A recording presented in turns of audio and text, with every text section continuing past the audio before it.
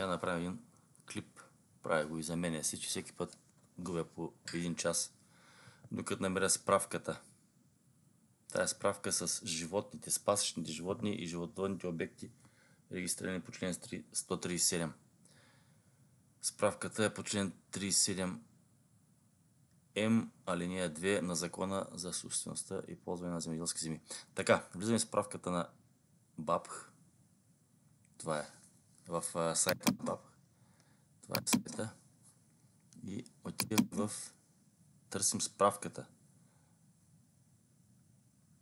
Това е брой животни и животновъдни обекти във всеки град, всяка община.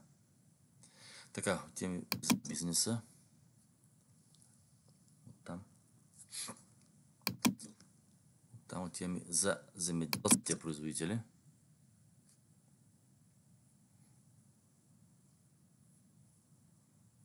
Малко бавно зарежда. Ето е. Справка по член 37м, алинея 2, а не алинея 3 от закона.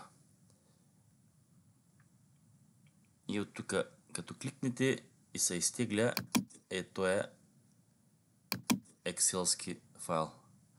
Файла се отваря с Excel или с OpenOffice и нататък.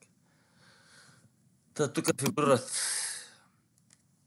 за всеки град, за всяко село, какви животновъдни обекти има регистрирани, за пасечни животни, копитни, еднокопитни и чифтокопитни за коне и говеда, кози и крави, и броя им към 1 февруари. Въз основа на тая справка се раздават пасища и ливади от ОПФ-то и ДПФ-то. Клипа го направих и за мен, да не губя пак един час следващия, като ще да търся тази справка. Дано ви бъде полезна. Кликвайте харесване и коментари, ако наистина смятате, че ви била полезна. Благодаря за вниманието.